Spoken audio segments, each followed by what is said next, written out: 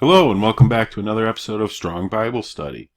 We're going to be starting with Genesis chapter 2, and we're going to learn a little bit more about this next man coming up, the man that God creates on the 8th day. Now we learned on the 6th day in chapter 1, God created man, all the races. He made many of them, man and woman. They were created. This man we're going to see, he's going to be formed. A little bit different. This is a different man that we're going to be talking about in this lecture. So let's start off Genesis chapter 2, verse 1. Thus the heavens and the earth were finished, and all the host of them. And on the 7th day God ended his work which he had made, and he rested on the 7th day from all his work which he had made.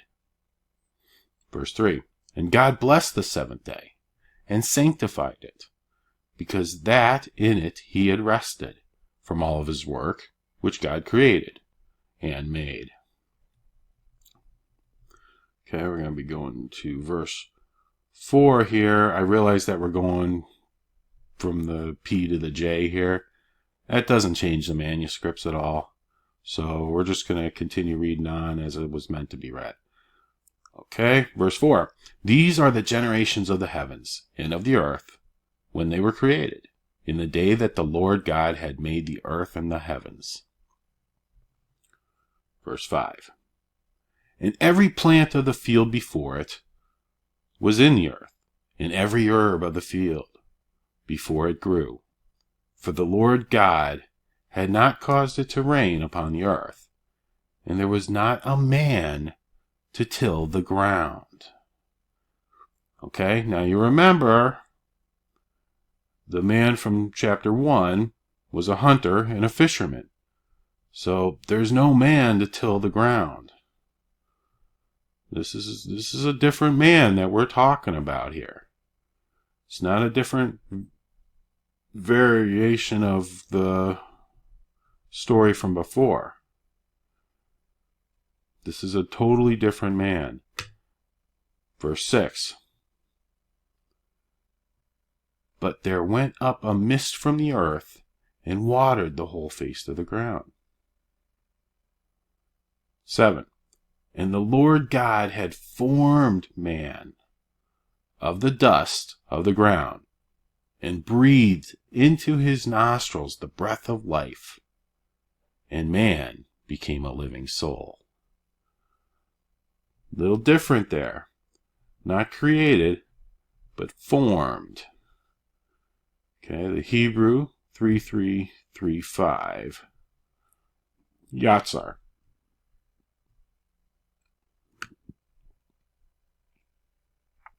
To form, fashion, frame of divine activity of creation. Let's go down to the definition. Yatzar. Okay. To mold into a form.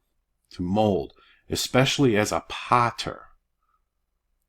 Okay, and we know that we're the clay pots and God's the potter. So he forms this man.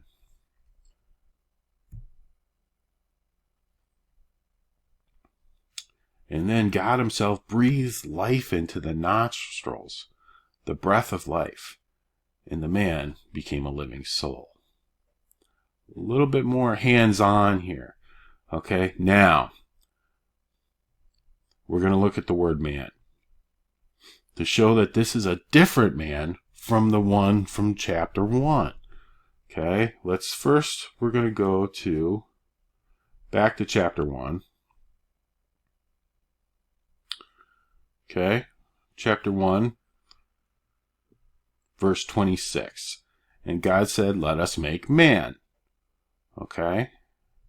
Now this is a pretty cool thing and the Blue Letter Bible allows you to do.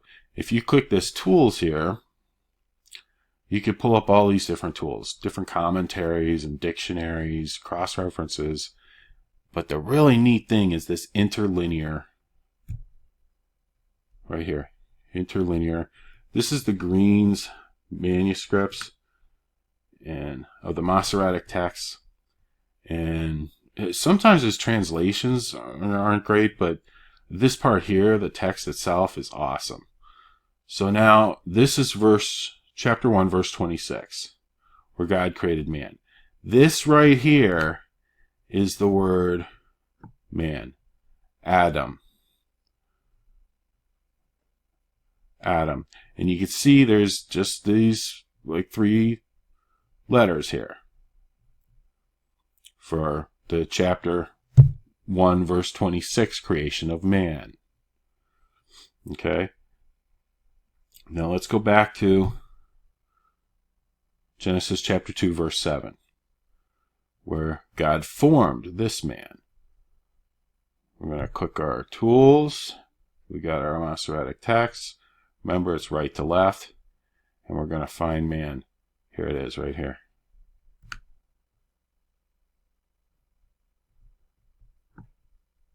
Totally different. A much longer word, obviously. Here's the Adam, man. But now, we've got all this. This right here is an E. These markings down here is what changes the letter to be something else. Okay, so this is an E now, and this is F. We have eth-ha-Adam.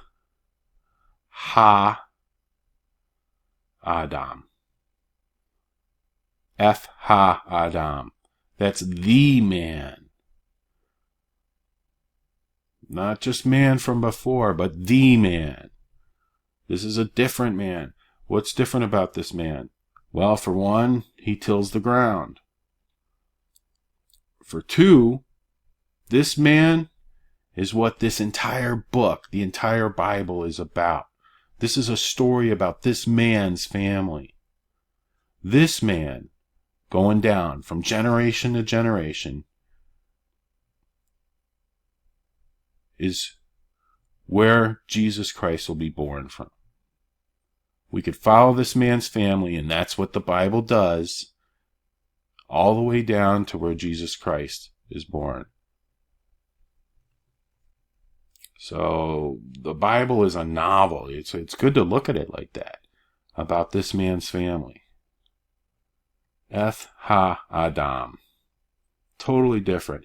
Now you have to go into the Hebrew to get that. You wouldn't get it out of just the English or even the Strong's Concordance. So something that you have to study a little bit to get to. But it's very plain to see. I mean, anyone could see that this word is not the same as this word. This part's in that word. Adam's in there. But eth-ha-Adam. The man. Okay? Now maybe we'll go another verse or so. Verse 8. And the Lord God planted a garden eastward in Eden. And there he put the man who he had formed.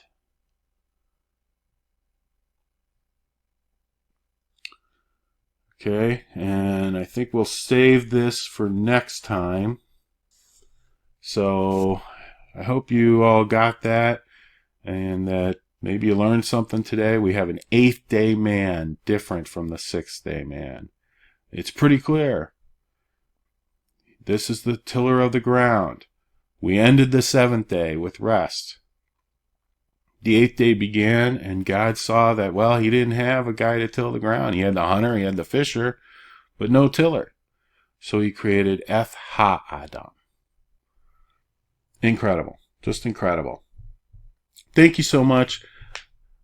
I hope you all enjoyed this. If you did, please like it and subscribe. That really helps a lot. And I hope I see you all next time. God bless you.